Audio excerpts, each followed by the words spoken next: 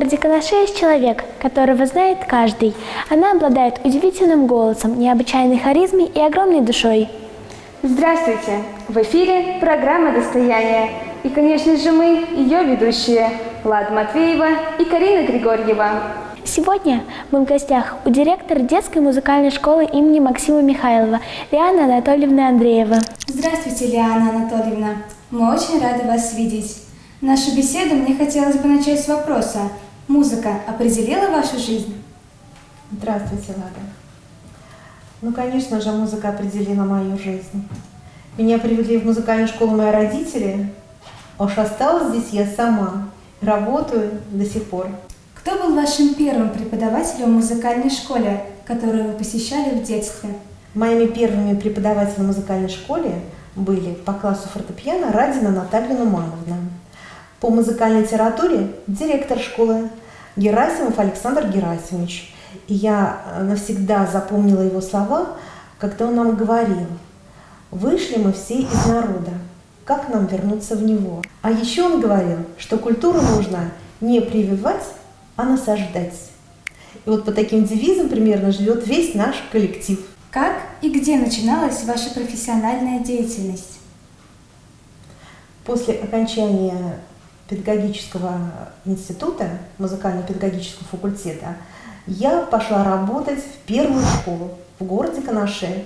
И меня встретил дружный, очень радушный и профессиональный коллектив во главе с директором Сорокиным Анатолием Николаевичем.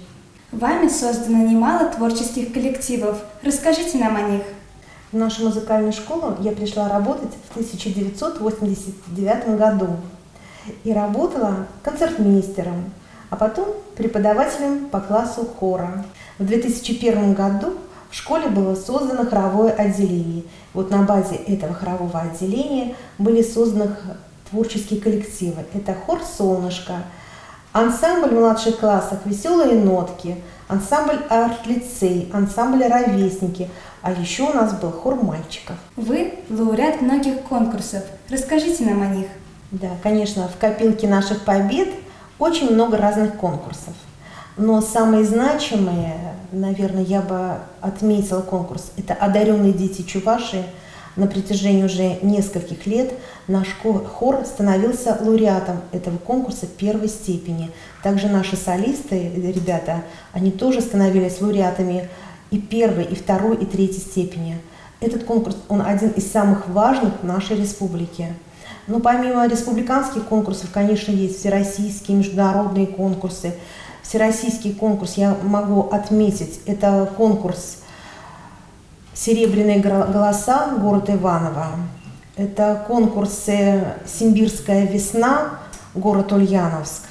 Ну а среди международных конкурсов это конкурсы «На крыльях таланта». Вот в этих конкурсах наши ребята становились победителями, лауреатами и даже занимали места гран-при. Где вы родились? Где проходило ваше детство? Интересно узнать, откуда происходит такое красивое, в то же время необычное имя Лиана. Расскажите о своих родителях. Родилась я в городе Канаше. Мои родители, мама Никитина Занфира Тимофеевна, она работала воспитателем в детском саду. Мой папа по нынешней специальности был бы спасателем. Он работал пожарным. Я сказала, что я родилась здесь, и здесь же я училась в 5-й школе, здесь же пошла в музыкальную школу.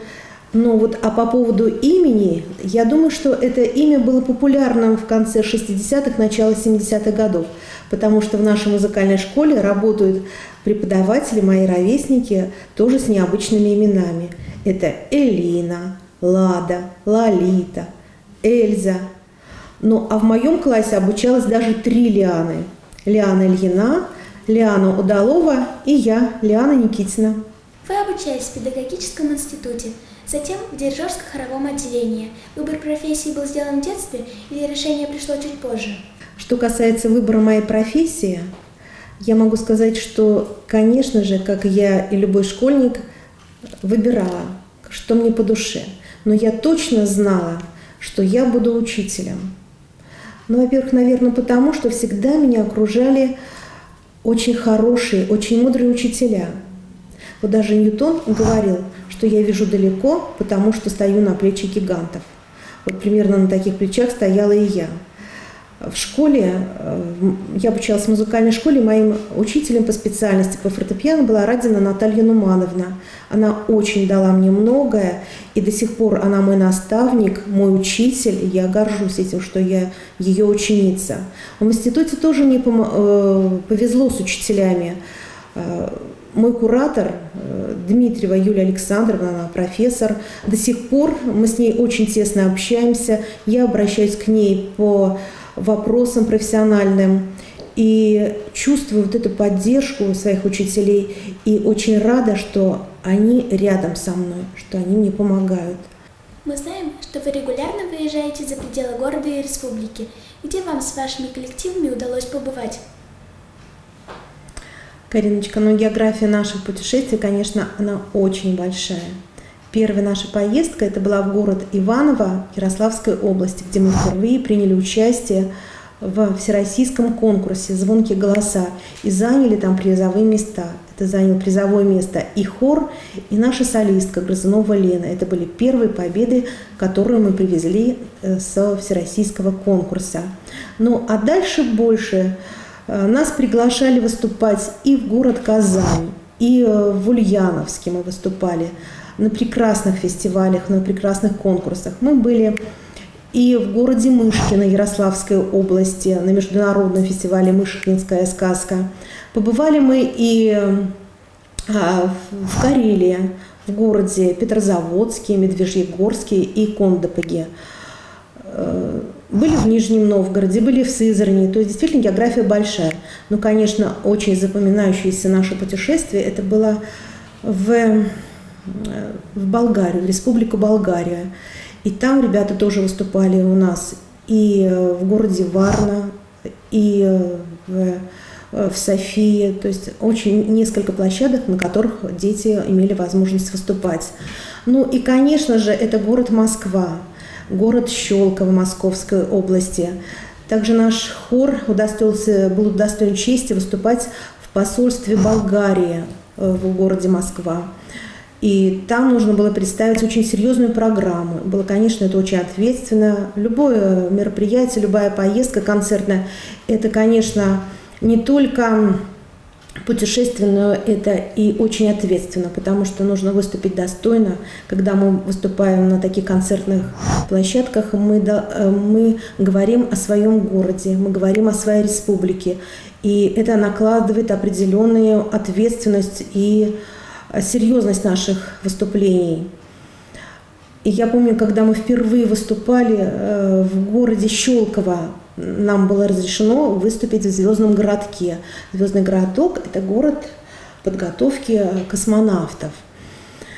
И когда мы впервые зашли в этот дворец на репетицию, то со стен этого дворца на нас смотрели портреты наших знаменитостей, великих наших российских певцов. Это Иосиф Кобзон, это и Людмила Зыкина, и Пугачева, и ряд действительно известных певцов, музыкантов.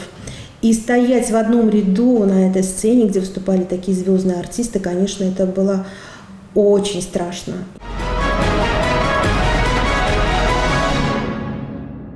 Лиана Анатольевна, расскажите нам о вашем знакомстве с президентом Международного хорового союза Борисом Сметаниным. Какие изменения произошли в музыкальной школе после этой встречи?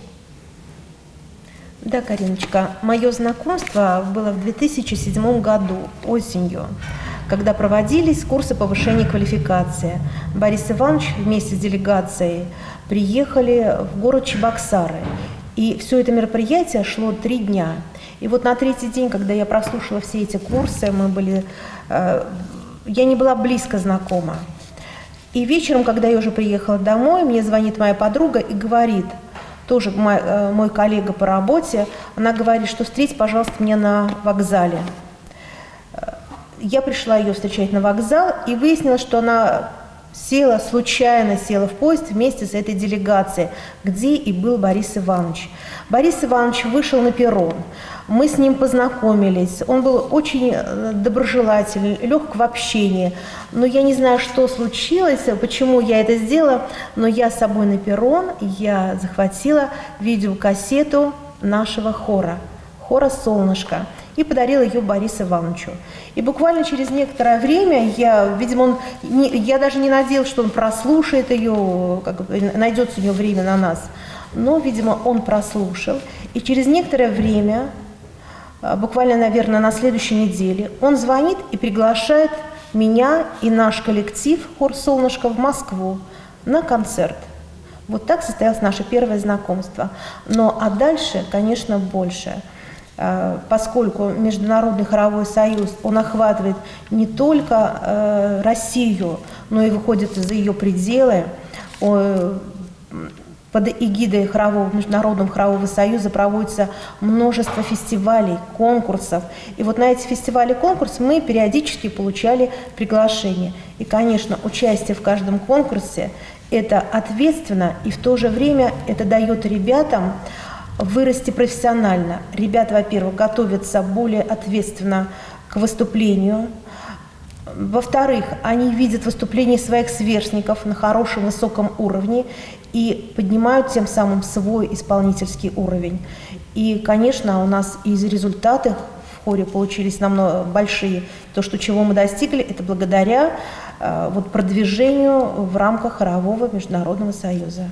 Быть успешным человеком в профессиональном плане и в семье не каждому удается. В чем ваш секрет? Если у меня что-то получается, я думаю, что это в силу своего характера, в силу воспитания, которое мне дали мои родители. Прежде всего, это ответственность и трудолюбие. Я думаю, любой человек может достичь, если он будет ответственно подходить к своему делу и к своей работе, и стараться изо всех сил. И помогает мне, конечно, в этом моя семья, дает мне силы. Это мои дети, моя мама, мои внуки. Старшие внуки, они тоже обучаются в музыкальной школе и радуют своими успехами. Поделитесь ближайшими планами. Какие задачи вы ставите перед собой и коллективом? Сегодня детская музыкальная школа позиционирует себя как культурный и методический центр. К нам в город, в музыкальную школу приезжают учиться преподаватели из разных регионов, не только Республики Чувашия. И 20 февраля у нас планируется проведение межрегионального педагогического форума «Урок. Педагог. Современность». Этот форум предполагает работу разных видов. Это и мастер-классы, и открытые уроки, и концерты, и встречи с именитыми мастерами педагогического дела. К нам приедет композитор из Ишкарлы Сергей Николаевич Морозов. К нам приедет доцент кафедры вокального пения из Казанской консерватории. К нам приедет пианистка из Нижнего Новгорода, тоже из консерватории. Вы являетесь заслуженным работником культуры Чувашской Республики, талантливым музыкантом, успешным руководителем и дирижером. Расскажите, кто является вашим помощником и вдохновителем? Я хочу сказать, что я работаю в замечательном творческом коллективе, в коллективе профессионалов. С таким коллективом можно браться за любое дело, и оно всегда получится. Поэтому мой вдохновитель – это мой коллектив. Мы знаем, что у вас прекрасный коллектив и талантливые ребята. А есть и такие ученики, которые связали свою жизнь с музыкой после окончания Канашской музыкальной школы? Конечно же, Ладочка. Многие ребята выбрали профессию музыканта и сейчас тоже обучаются этой специальности в Нижегородской консерватории, в Институте культуры в городе Чебоксары, в Ишкарле в музыкальном училище. На сегодняшний день обучаются мои выпускники. В нашей передаче мы просим героев заглянуть в будущее. Какой вы видите музыкальную школу через 20-30 лет?